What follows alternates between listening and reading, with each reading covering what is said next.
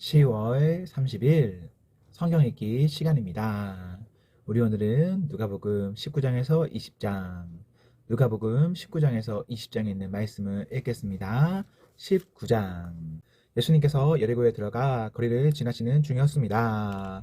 여리고에는 삭개오라는 사람이 있었습니다. 그는 세리장이었고 부자였습니다. 삭개오는 예수님이 어떤 분인지 보려고 하였으나 사람들 때문에 볼 수 없었습니다. 그는 키가 작았던 것입니다. 그는 예수님을 보려고 앞서 달려가서 뽕나무에 올라갔습니다. 왜냐하면 예수님께서 그 길을 지나실 것이었기 때문입니다. 예수님께서 그곳에 이르러 위를 쳐다보시고 삭개오에게 말씀하셨습니다. 삭개오야, 어서 내려오너라. 오늘 내가 내 집에서 묵어야 하겠다.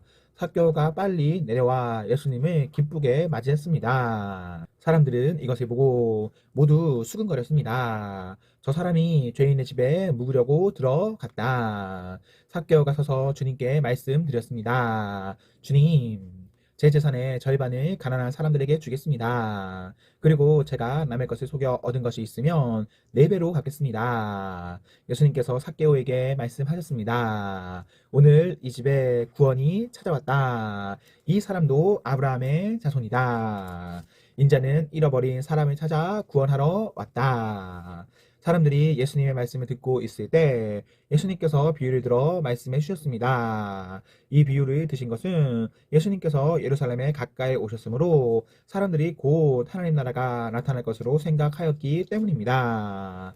예수님께서 말씀하셨습니다. 어떤 귀족이 왕위를 받아오려고 먼 나라로 가게 되었다. 그는 10명의 종을 불러 한 문화씩 10문화의 돈을 나누어 주면서 말했다. 내가 돌아올 때까지 장사를 하여라. 그러나 그들은 그를 미워하여 밀사를 뒤따라 보내어 왕위를 줄 사람에게 말을 전하였다.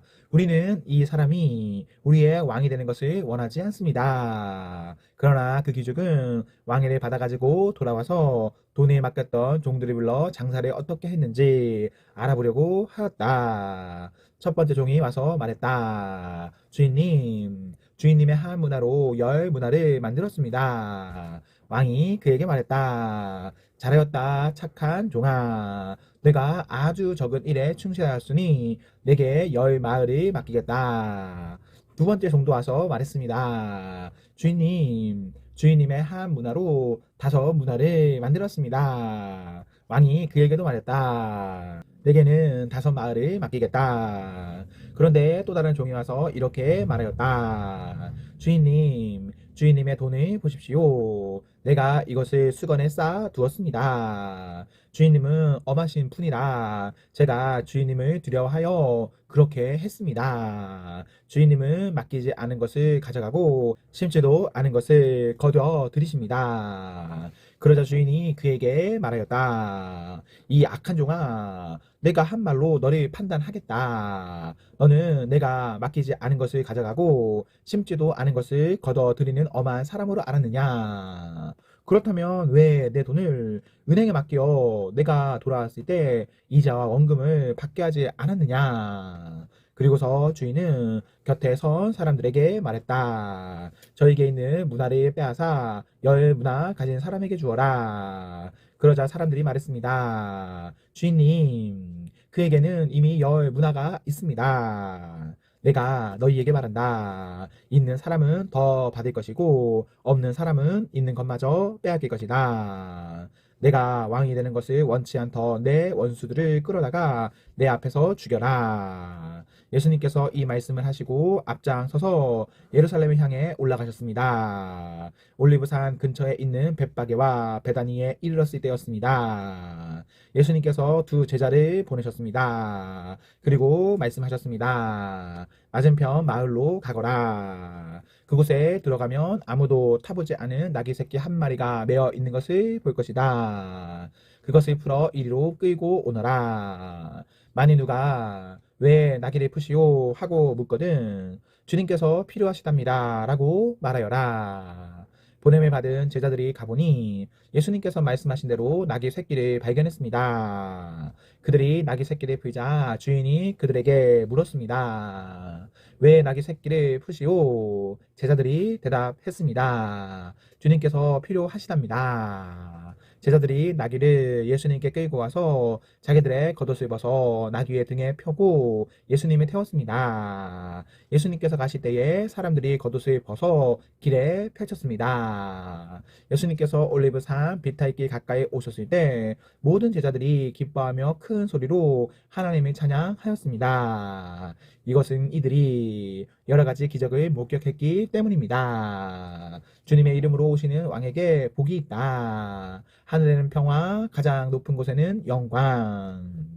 그러자 사람들 사이에 있던 몇몇 바리새파 사람들이 예수님께 말했습니다. 선생님, 제자들을 꾸짖으십시오. 예수님께서 대답하셨습니다. 내가 너희에게 말한다. 이 사람들이 잠잠하면 돌들이 소리를 지를 것이다. 예수님께서 예루살렘에 가까이 오셔서 그 도시를 바라보시고 눈물을 흘리셨습니다. 그리고 말씀하셨습니다. 오늘 내가 평화의 길을 알았더라면 좋았을 텐데 그러나 지금은 이것이 너에게 감춰져 있다. 내 원수들이 너를 향해 흙덩이를 쌓고 너를 애워싸고 사방으로 포위할 때가 올 것이다. 그리고 너를 짓밟고 너와 함께한 내 자녀들도 짓밟을 것이다. 또한 돌 위에 다른 돌 하나라도 남지 않게 할 것이다.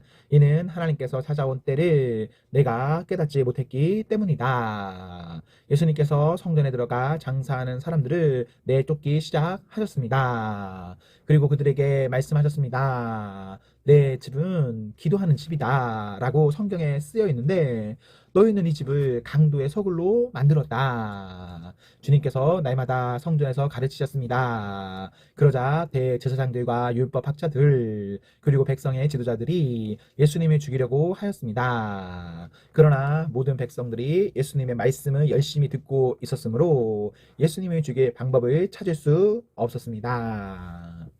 20장 예수님께서 성전에서 사람들을 가르치시며 복음을 전하고 계셨습니다. 그때 대제사장들과 율법 학자들이 장로들과 함께 예수님께 왔습니다. 그리고 예수님께 말하였습니다. 당신이 무슨 권한으로 이런 일을 하는지 우리에게 말해주시오. 누가 이런 권한을 당신에게 주었소?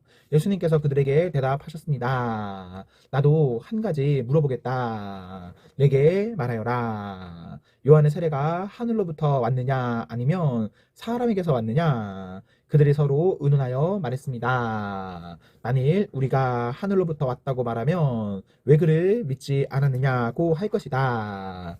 그렇다고 사람에게서 왔다고 말하면 모든 백성들이 요한은 예언자로 확신하고 있으므로 우리를 돌로 칠 것이다. 그래서 그들은 어디서 왔는지 모르겠다고 대답하였습니다. 예수님께서 그들에게 나도 무슨 권한으로 이런 일을 하는지 말하지 않겠다 하고 말씀하셨습니다.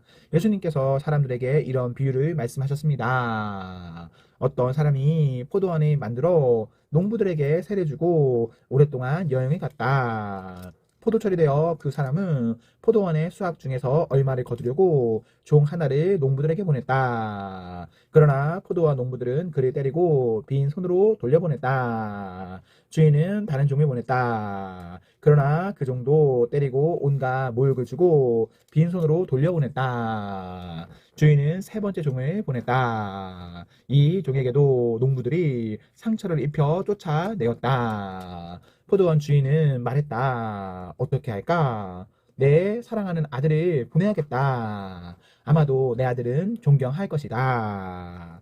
포도원 농부들이 그를 보고 서로 의논했다. 이 사람은 상속자다. 이 사람을 죽여 유산을 우리가 가로채자. 그들은 아들을 포도원 밖으로 끌어내어 죽였다. 그러면 포도원 주인이 농부들을 어떻게 하겠느냐? 그가 돌아와 포도원 농부들을 죽이고 포도원은 다른 사람들에게 넘길 것이다. 사람들이 이 말씀을 듣고 말했습니다. 그런 일이 제발 일어나지 않았으면 좋겠습니다. 예수님께서 그들을 바라보시며 말씀하셨습니다. 그러면 건축자들의 버린 돌이 집 모퉁이의 머릿돌이 되었다고 기록된 것은 무슨 뜻이냐? 누구든지 그 돌 위에 떨어지는 사람은 부서질 것이요. 이 돌이 누구 위에 떨어지든지 그를 가루로 만들 것이다. 율법학자들과 대제사장들이 예수님께서 이 비유를 자기들이 빗대어 하신 말씀인 줄 알았습니다. 그래서 즉시 예수님이 잡기를 바랐으나 사람들을 두려워하였습니다. 율법학자와 대제사장들은 예수님이 지켜보았습니다. 그리고 의로운 사람들인 척 가장한 정탐꾼을 보내서 예수님께서 하시는 말씀 가운데 트집을 잡으려고 하였습니다. 그리고는 예수님을 총독에게 넘기려고 하였습니다. 이들이 예수님께 물었습니다. 선생님, 우리는 선생님이 옳게 말씀하시고 가르치시는 것을 압니다. 선생님은 차별을 하지 않으시며 진실되게 하나님의 길을 가르치시는 것을 압니다. 우리가 가이사에게 세금을 바치는 것이 옳습니까? 옳지 않습니까? 예수님께서 이들의 계략을 하시고 말씀하셨습니다. 데나리온 동전 하나를 가져오너라. 이 돈에 누구의 얼굴과 이름이 새겨져 있느냐? 그들이 대답했습니다. 가이사의 것입니다. 예수님께서 그들에게 말씀하셨습니다. 가이사의 것은 가이사에게, 하나님의 것은 하나님께 바쳐라. 그들은 사람들 앞에서 예수님의 말씀을 트집 잡을 수 없었습니다. 오히려 예수님의 대답에 놀라서 말문이 막히고 말았습니다. 부활이 없다고 하는 사두개파 사람들 가운데 몇몇이 예수님께 왔습니다. 그리고 예수님께 물었습니다. 선생님, 모세는 형이 자식이 없이 아내를 두고 죽으면 동생이 형수와 결혼하고 형을 위해서 자식을 낳아야 한다고 했습니다. 그런데 7형제가 있었습니다. 첫째가 아내를 얻었으나 자식이 없이 죽었습니다. 그리고 둘째도 자식이 없이 죽었습니다. 셋째도 마찬가지였습니다. 결국 7형제가 모두 자식이 없이 죽었습니다. 마침내 그 여자도 죽었습니다. 그러면 부활 때 그는 누구의 아내가 되어야 합니까? 7형제가 모두 그를 아내로 맞이하였으니 말입니다. 예수님께서 그들에게 말씀하셨습니다. 이 세대의 아들들은 장가가고 시집간다.